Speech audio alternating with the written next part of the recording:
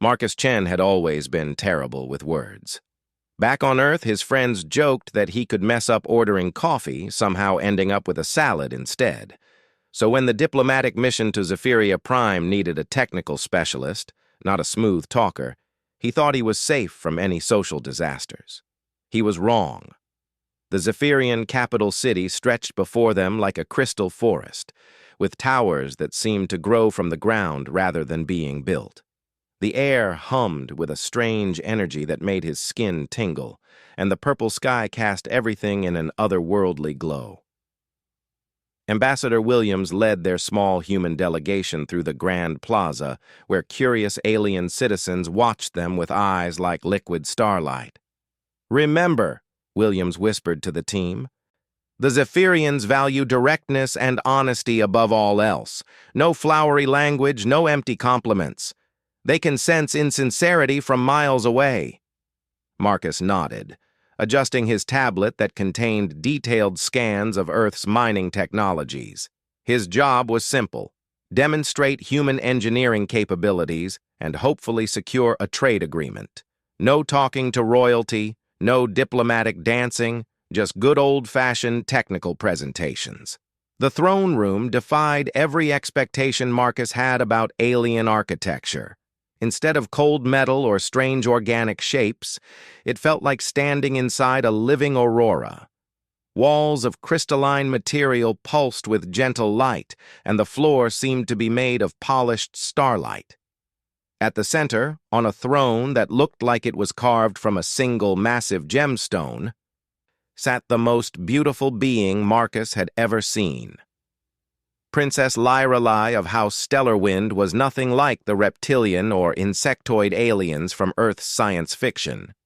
She looked almost human, but perfected in ways that seemed impossible. Her skin had a subtle luminescence, like moonlight on water. Her hair flowed like liquid silver, defying gravity as it moved around her shoulders. But it was her eyes that stopped Marcus cold. Deep violet orbs that seemed to hold the wisdom of stars. She wore robes that shifted color as she moved, going from deep blue to brilliant gold to soft green, as if her clothing was made from captured aurora lights. Around her neck hung what looked like a constellation of tiny stars, actually floating in a careful pattern. Ambassador Williams began the formal introductions, his voice echoing in the vast chamber. "Your Highness, we present our technical specialist, Marcus Chen, who will demonstrate humanity's engineering achievements." Marcus stepped forward, his heart hammering so hard he was sure everyone could hear it. He bowed awkwardly, nearly dropping his tablet in the process. When he looked up, Princess Lyrelei was watching him with what might have been amusement. "Greetings, Marcus Chen of Earth," she said, her voice like music made from wind chimes. "We are curious about your people's technologies." Marcus cleared his throat and activated his tablet. A holographic display appeared, showing Earth's most advanced mining equipment. "Well, Your Highness, humans have developed some pretty impressive ways to extract resources without harming planetary ecosystems." He launched into his presentation, explaining how human engineers had learned to work with nature rather than against it. As he talked, something amazing happened. His nervousness began to fade. This was his area, his passion, and even talking to alien royalty couldn't dampen his enthusiasm for good engineering. "This is our atmospheric processor," he said, expanding a 3D model in the hologram. Instead of stripping away atmosphere like older methods, it actually purifies and strengthens the air while extracting trace minerals. Princess Lyrelei leaned forward, genuinely interested. "Your people seem to have learned from past mistakes. This shows wisdom." "Oh, we've made plenty of mistakes," Marcus replied with a laugh. "Humans are really good at messing things up first and learning later. But that's kind of our thing. We're stubborn enough to keep trying until we get it right." Something shifted in the princess's expression. The casual way he had dismissed human perfection, the honesty about their failures, seemed to surprise her. Marcus continued his presentation, growing more animated as he explained each innovation. This deep core extractor can pull rare minerals from a planet's center without causing earthquakes. And this one... He paused, noticing the princess was staring at him intently. This one can actually improve soil quality while mining. You speak of your people's failures as if they are treasures, Princess Lyreley observed. Marcus scratched his head, a gesture that made several court attendants gasp for some reason. Well, yeah, failure is how we learn, right? Anyone can succeed at something easy. It takes real character to fail spectacularly and then figure out how to do better. The throne room fell completely silent. Marcus looked around nervously, wondering if he had somehow insulted their hosts. Ambassador Williams looked like he was about to faint. Princess Lyreley rose from her throne, her aurora-colored robes flowing around her like liquid light. She descended the crystal steps slowly, each footfall ringing like a bell.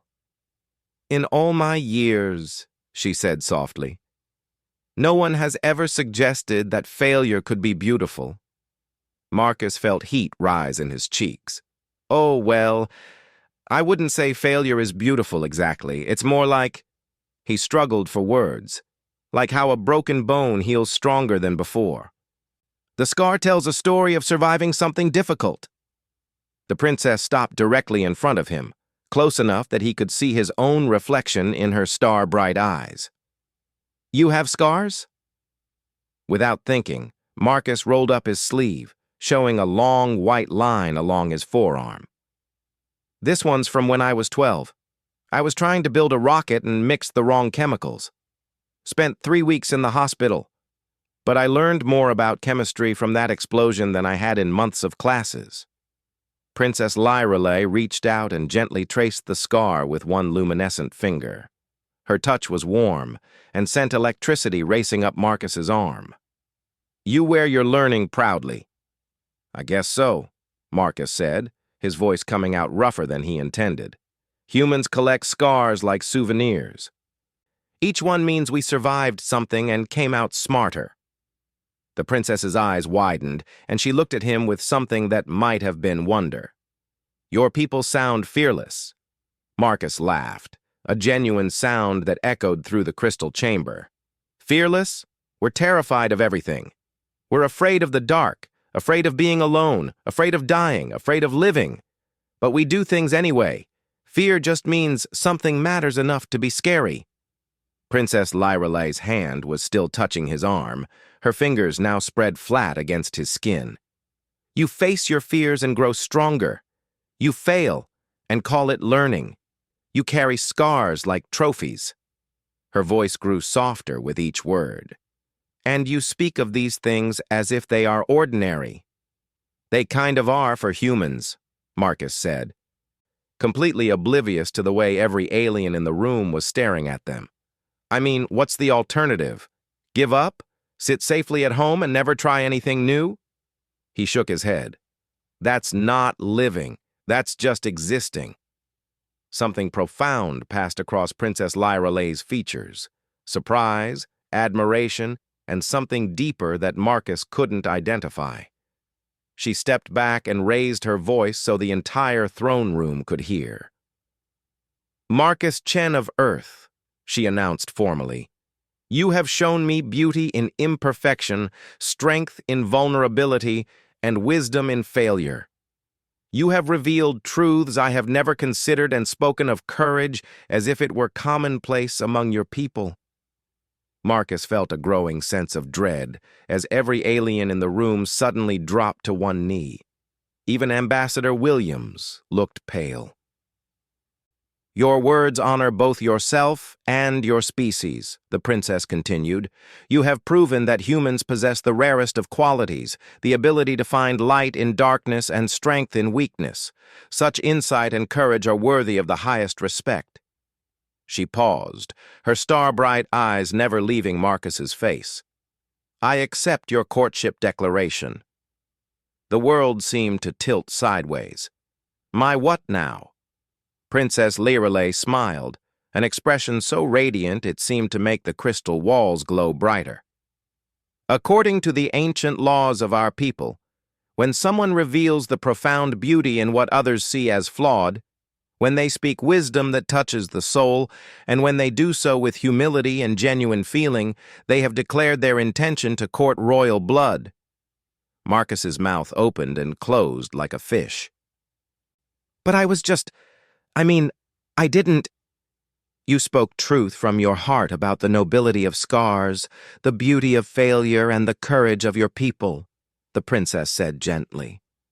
Among the Zephyrians, this is the highest form of courtship. You have essentially composed a love poem about the value of imperfection. Ambassador Williams stepped forward, his diplomatic training finally kicking in. Your Highness, I believe there may be a cultural misunderstanding. Princess Lyralai raised one elegant hand. There is no misunderstanding, Ambassador. Your Marcus Chen has offered the most beautiful courtship declaration I have ever heard. His words revealed truths about strength and beauty that our philosophers have debated for centuries. She turned back to Marcus, who was still processing the fact that his entire life had just changed because he couldn't keep his mouth shut about the value of learning from mistakes. The formal courtship period begins now, Princess Lyralai announced. We have much to learn about each other and about the joining of our worlds through marriage. Marcus finally found his voice. Marriage? The princess tilted her head, confused by his shocked tone. Of course. Did you not mean your courtship declaration? Your words seemed deeply sincere. They were sincere, Marcus said quickly, not wanting to insult her. I just didn't realize that this would. Princess Lyralai's smile grew warmer. You are nervous. This is understandable. Courtship is a serious matter, especially between representatives of different worlds. She gestured to her attendants. Prepare the East Wing for our honored guest. Marcus Chen will stay in the palace while we plan our joining ceremony. As attendants bustled around him, Marcus caught Ambassador Williams's eye. The older man looked like he was caught between horror and hysterical laughter. Well, Williams muttered under his breath, at least we'll definitely get that trade agreement now. Marcus was led away in a daze, still trying to understand how complimenting the value of human mistakes had somehow resulted in an engagement to an alien princess. Behind him, he could hear Princess Lyralai giving instructions about wedding preparations, her voice filled with genuine happiness. As the crystal doors of the throne room closed behind him, one thought echoed through Marcus's mind. His friends back on Earth were never going to believe this. He had somehow managed to mess up a simple technical presentation so badly that he accidentally proposed to royalty.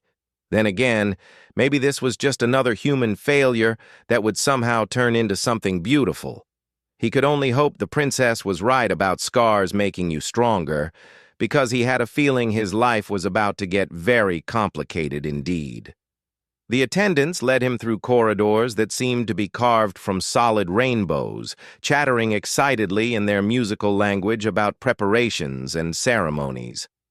Marcus caught enough words to understand they were planning something elaborate. The east wing of the Zephyrian palace was like living inside a gentle thunderstorm.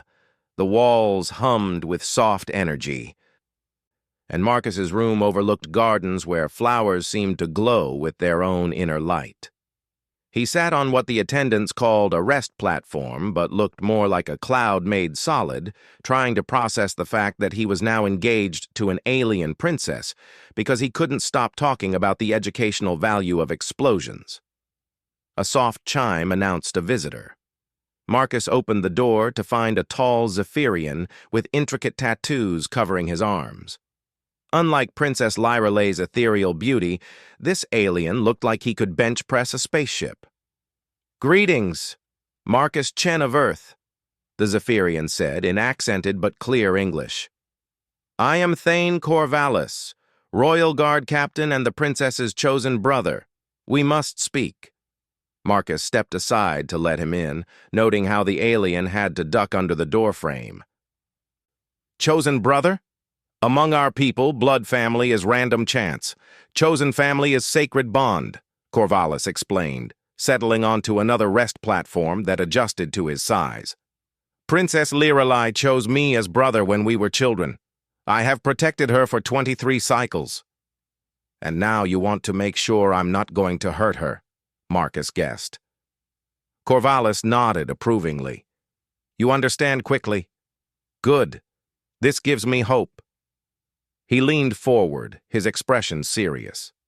Tell me, Marcus Chen, did you truly mean your courtship words, or were they accident of translation? Marcus considered lying, but something in the alien's direct gaze reminded him of Princess Liralay's comment about Zephyrians sensing insincerity. Honestly, I had no idea I was declaring courtship. Where I come from, talking about learning from mistakes is just normal conversation. And if you had known? That was a harder question. Marcus thought about Princess Lyralay's luminous eyes, her genuine interest in human engineering, the way she had touched his scar like it was something precious instead of ugly. I don't know, he said finally. She's incredible, obviously. Beautiful, intelligent, kind. But this is all happening so fast and I don't understand your culture. What if I mess it up? Corvallis smiled for the first time, showing teeth that sparkled like diamonds. Now you sound like someone worthy of our princess.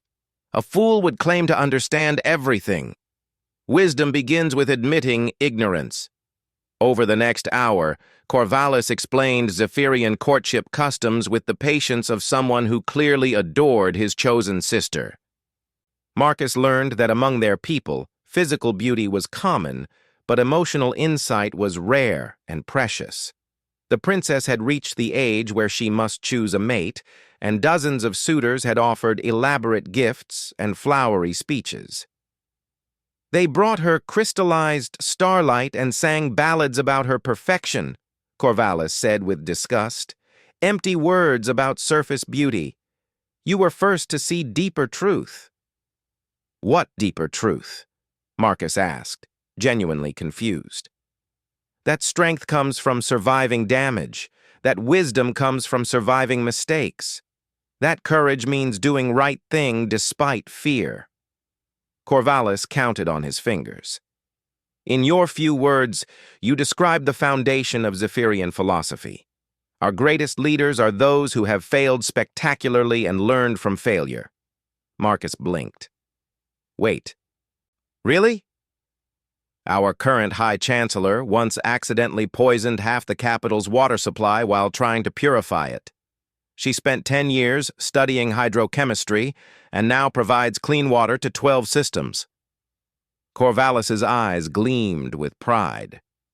Our greatest military strategist lost his first 3 battles so completely that enemy forces felt sorry for him. Now he teaches at our finest academies. So failure really is valued here? Failure without learning is worthless.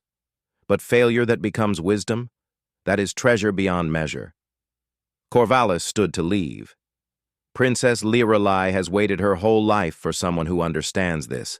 Do not disappoint her. After the Royal Guard captain left, Marcus spent the evening reading about Zephyrian culture on his tablet. What he discovered amazed him. Their entire civilization was built around the concept of beautiful failure, the idea that attempting something difficult and failing was more valuable than succeeding at something easy. Their architecture reflected this philosophy. Every building incorporated deliberate imperfections that were considered more beautiful than perfect symmetry. Their art celebrated the cracks in pottery, the scars on sculptures, the places where repairs had been made. It was a society that had learned to find beauty in damage and strength in vulnerability. The next morning, Princess Liralai herself came to escort him to what she called the Learning Gardens. She wore simpler clothes today, flowing garments in soft blue that reminded Marcus of Earth's sky. Her hair was braided with small lights that twinkled as she moved. Did you sleep well in our accommodations? she asked as they walked through corridors lined with living crystal formations. Better than expected, actually. The bed was like sleeping on a cloud. Marcus paused. Princess, I need to apologize. I didn't realize what I was doing yesterday. In human culture, we don't declare courtship by talking about scars and mistakes.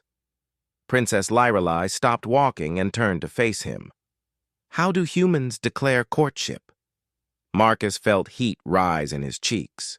Well, usually we ask someone on a date, maybe bring flowers or chocolate, tell them they're pretty.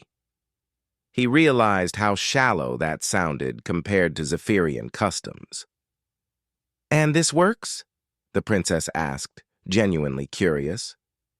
Sometimes, though honestly I've never been very good at it. I usually end up talking about engineering projects and boring people to death. Princess Lyrelei laughed, a sound like silver bells in a gentle breeze. You could never bore me, Marcus Chen. Your passion for your work is beautiful to witness. They entered the learning gardens, and Marcus's jaw dropped. Instead of traditional plants, the garden grew what looked like crystalline trees, bearing fruit made of pure light. Pathways wound between installations that demonstrated various scientific principles, and benches overlooked pools of what appeared to be liquid starlight. This is where our children learn that failure is the beginning of wisdom, Princess Lyrelei explained. Every demonstration here is designed to fail in interesting ways. She led him to a fountain where water flowed upward instead of down, defying gravity in impossible spirals. This was created by an engineer who tried to build a simple water feature and failed so completely that he discovered anti-gravity properties in our local minerals. Marcus studied the fountain with professional interest. The mineral resonance creates a field that reverses local gravitational pull. That's brilliant. The creator spent 3 years trying to make water flow normally before he realized his failure was actually breakthrough discovery.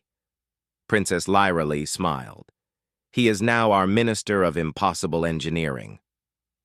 They spent the morning exploring the gardens, and Marcus found himself relaxing despite the bizarre situation. The princess was genuinely interested in his explanations of how human engineering worked, and she shared stories of Zephyrian innovations that had come from spectacular failures. Your people and mine think alike in many ways, she observed as they sat beside a pool where fish made of living light swam in patterns that spelled out mathematical equations. We both believe that breaking something can teach you how to build it better. Though humans usually break things by accident, Marcus said ruefully, we're really good at unintended consequences. And yet you always seem to find ways to fix the problems you create. Corvallis told me about your planet's history, how you nearly destroyed your environment, then learned to heal it. How you built weapons of terrible power, then chose to use that same power to reach the stars. Marcus nodded. We're a messy species. We mess up a lot, but we try to clean up after ourselves. Princess Lyrelei turned to face him fully, her violet eyes serious. Marcus, I must ask you something important. Do you wish to withdraw from this courtship? I know our customs thrust this upon you without warning. The question caught Marcus off guard. He looked at this incredible woman, brilliant, kind, beautiful in ways that seemed to defy physics, and realized that somewhere in the last day, his feelings had shifted. The panic was fading, replaced by genuine curiosity and growing affection. Can I ask you something first? He said. Why me? I mean, Corvallis said you had dozens of other suitors. Surely some of them were more qualified to marry a princess. Princess Lyrelei was quiet for a long moment, watching the lightfish trace their mathematical patterns. Do you know what those other suitors told me? They said I was perfect, flawless, beyond improvement. Her voice grew sad. But I am not perfect, Marcus. I have failed at many things. I have scars you cannot see. And until yesterday, I thought those failures made me unworthy of love. She looked at him directly. Then you spoke of scars as treasures and failure as beauty. You made me feel proud of my imperfections for the first time in my life. Marcus felt something shift in his chest, a warmth that had nothing to do with the garden's strange energy. What kind of failures? Princess Lyrelay smiled sadly. I once tried to create a new type of food crystal that would grow in hostile environments. Instead, I created a plague that killed every plant in the southern continent. It took our best bioengineers 2 years to develop a cure. But you were trying to help feed people in difficult places, Marcus said immediately. That's not failure, that's compassion with unexpected results. I accidentally started a war between 2 of our allied systems by mistranslating a treaty document. 3,000 people died before we could fix the misunderstanding. Marcus winced. That's rough. But you learned from it, right? Made sure translation errors couldn't happen again? I developed an entire new diplomatic protocol system. It has prevented 17 conflicts in the years since. Princess Lyrelay looked at him with wonder. You truly see these as valuable lessons rather than shameful mistakes. Of course I do. You tried to help people and accidentally hurt them instead. But then you worked to make sure it couldn't happen again and ended up helping even more people. That's not failure. That's growth. Princess Lyrelay moved closer to him on the bench. This is why I chose you, Marcus Chen. Not because you declared courtship, but because you see beauty where others see only damage. Marcus found himself looking into her luminous eyes, seeing not just alien beauty but genuine emotion. For what it's worth, I don't think you're damaged. I think you're someone who cares so much about doing good that you're willing to risk spectacular failure. That takes real courage. And you? She asked softly. What failures have shaped you? Marcus told her about his childhood explosion that had left him scarred, but taught him respect for chemistry. About the time he had tried to improve his college's water filtration system and accidentally contaminated the entire dormitory, leading to his specialization in environmental engineering. About the mining disaster that had cost him his first job, but taught him the importance of safety protocols that had since saved hundreds of lives. Each time I messed up, I learned something crucial that made me better at helping people, he concluded. I guess that's why your courtship customs make sense to me. Anyone can say nice things about someone's appearance, but really knowing someone means understanding their struggles and respecting how they've grown from them.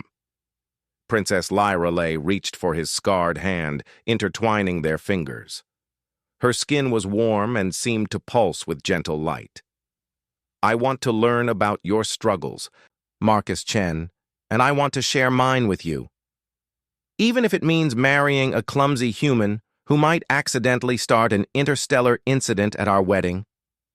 Princess Lyrelay's laughter filled the garden like music. Especially if it means that. Life with you would never be boring. As they sat together in the strange garden, surrounded by impossible fountains and light fish writing equations in the air, Marcus realized that somehow, despite all his fears about messing things up, he might actually have stumbled into something wonderful. So, he said, what exactly does a Zephyrian wedding involve? Please tell me it's not too complicated, because my track record with complicated ceremonies is pretty terrible. Princess Lyrelay's smile was radiant. Oh, my dear Marcus, it is incredibly complicated. There are ritual challenges, ceremonial exchanges, and a tradition where the couple must demonstrate their worthiness by completing an impossible task together. Marcus groaned. Of course there is. What kind of impossible task? We must build something beautiful from broken pieces, Princess Lyrelay said, squeezing his hand. Something that could only exist because of its imperfections. The week before the wedding passed in a blur of preparations that would have overwhelmed a team of professional event planners. Marcus discovered that Zephyrian wedding ceremonies were less like Earth weddings and more like a combination of engineering challenge, art exhibition, and diplomatic summit. The ritual of 7 lights requires us to demonstrate mastery over the classical elements, Princess Lyrelei explained as they stood in the palace's ceremonial workshop. Fire, water, earth, air, crystal, shadow, and light. Each element must be shaped into something that represents our union. Marcus looked at the array of materials laid out before them, chunks of raw crystal, containers of what looked like liquid starlight, blocks of metal that hummed with energy, and substances he couldn't even identify. And we have to do this together? The ancient law requires that both partners contribute equally to each creation, Princess Lyrelei confirmed. It symbolizes how a proper marriage combines different strengths to achieve what neither could accomplish alone. Over the past week, Marcus had learned that Zephyrian royal weddings were public events of enormous importance. Representatives from dozens of star systems would attend, and the ceremony would be broadcast across half the galaxy. No pressure at all. What happens if we fail one of the challenges? Marcus asked, though he suspected he didn't want to know the answer. Princess Lyrelei's luminous features grew troubled. The marriage would be considered blessed by misfortune, and we would be required to wait 7 years before attempting the ceremony again. Marcus nearly choked. 7 years? It is meant to ensure that couples truly understand each other before binding their lives together, she said gently. Though I confess, I would prefer not to wait that long to call you my husband.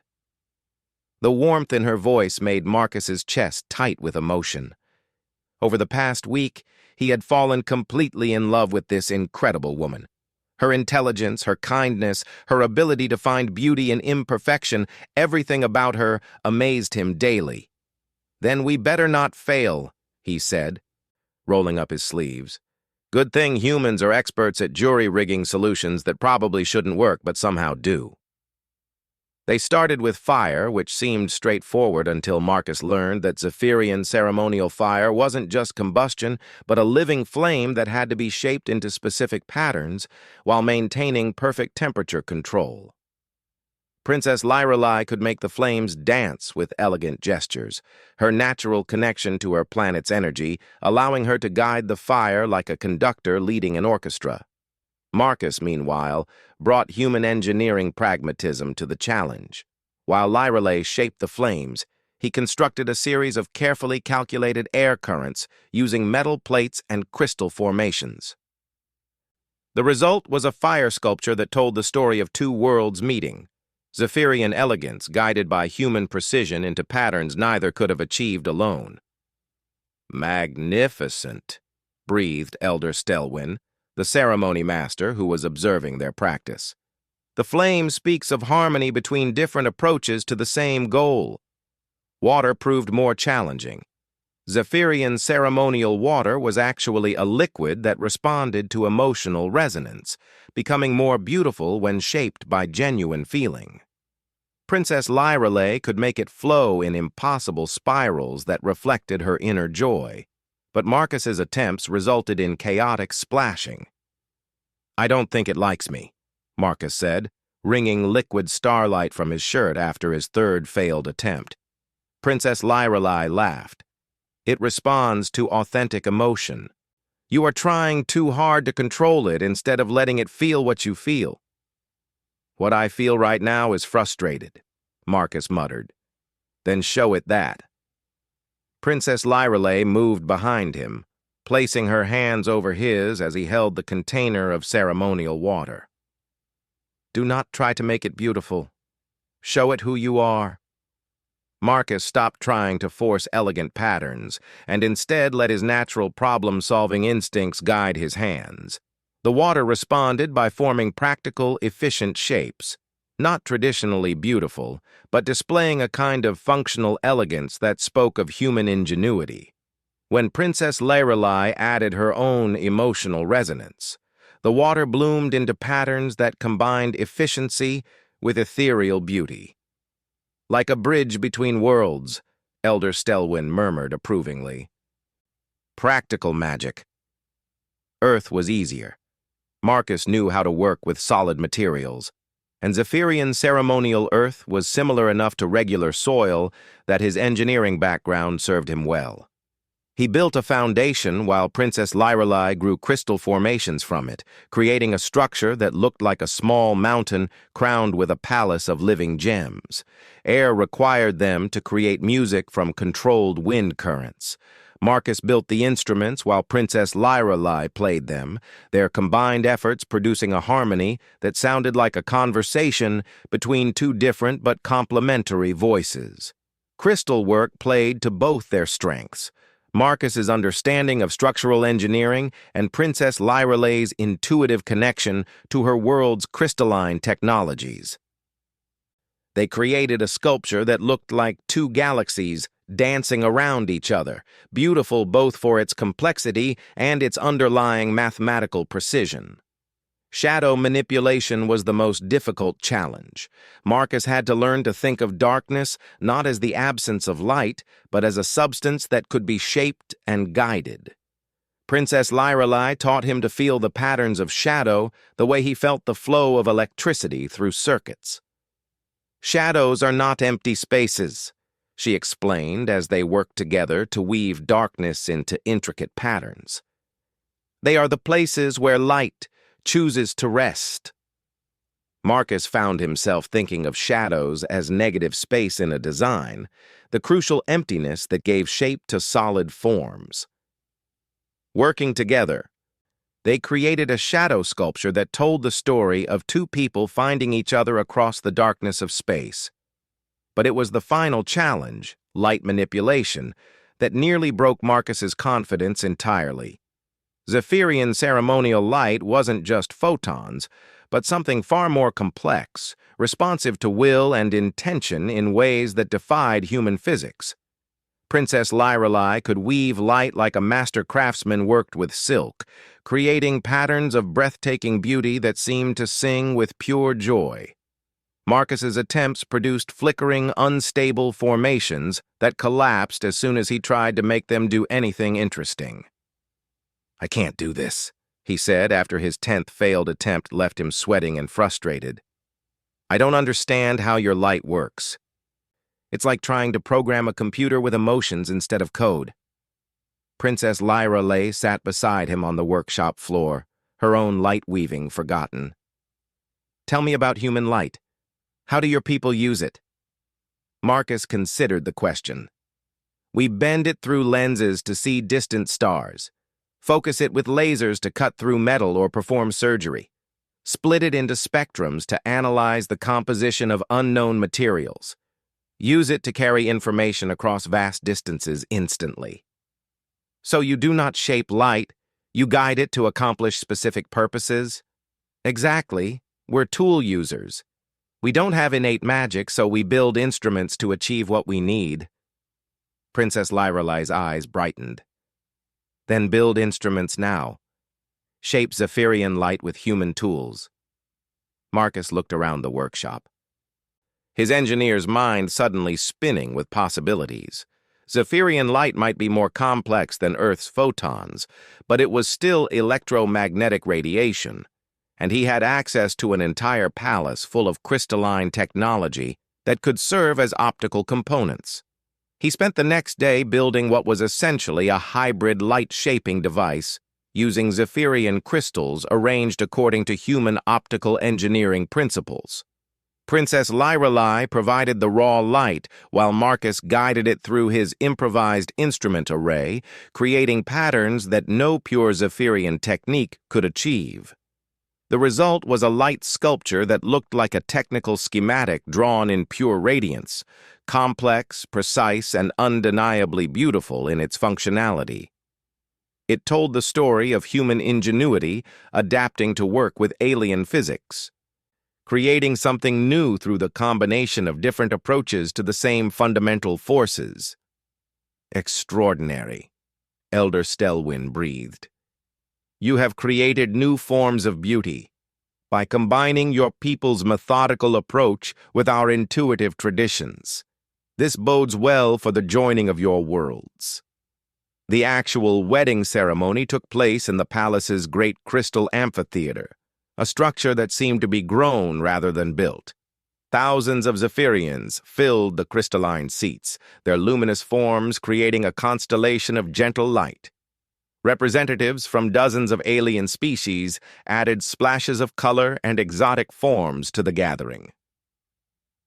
Marcus stood at the altar wearing ceremonial robes that Princess Lyrelai had helped design, a combination of human formal wear and Zephyrian light weaving that somehow managed to look both dignified and otherworldly.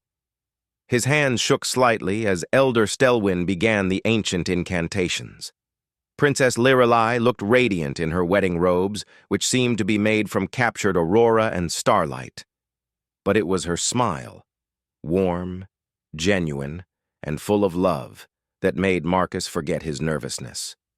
The ritual of 7 lights went flawlessly. Each element they had practiced responded to their combined efforts, creating displays of beauty that drew gasps of appreciation from the assembled crowd. When they reached the final light-shaping ceremony, Marcus activated his hybrid device, while Princess Lyrelai fed pure intention into the crystalline arrays. The result was spectacular, a light sculpture that filled the entire amphitheater with patterns that told the story of 2 species learning to understand each other.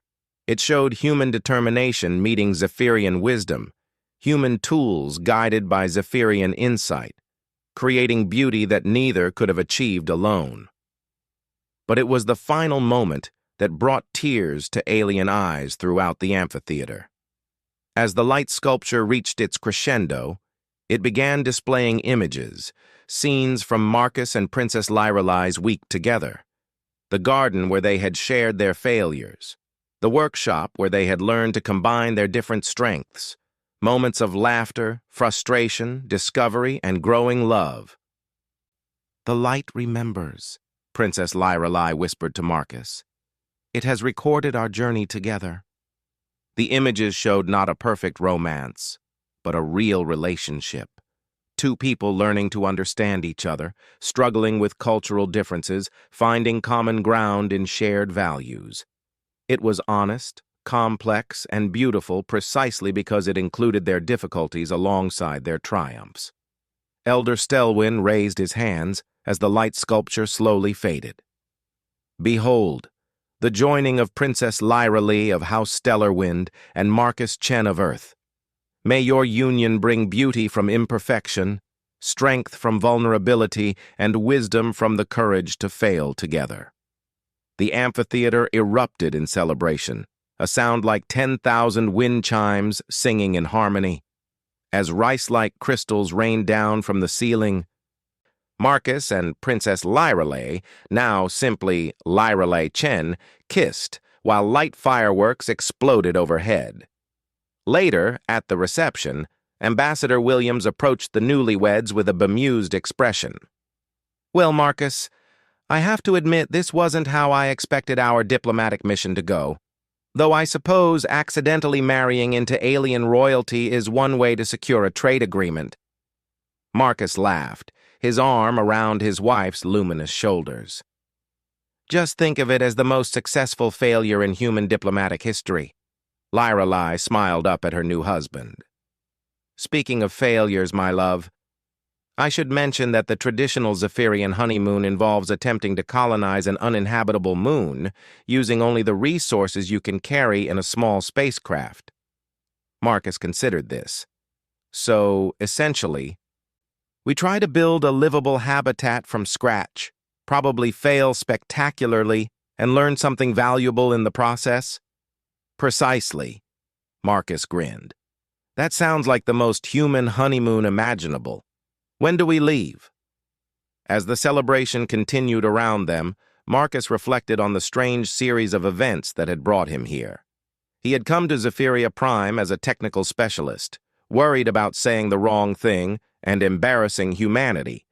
Instead, by being completely, honestly himself, including his tendency to find educational value in spectacular failures, He had accidentally found love with someone who understood that the most beautiful things often came from the courage to try something difficult and risk getting it wrong. He looked around at the celebration, where humans and Zephyrians and dozens of other species were mingling freely, sharing stories and laughter despite their differences. It seemed that the marriage of a clumsy human engineer and an alien princess had become a symbol of what was possible when different cultures approached each other with open hearts and the willingness to learn from their inevitable mistakes.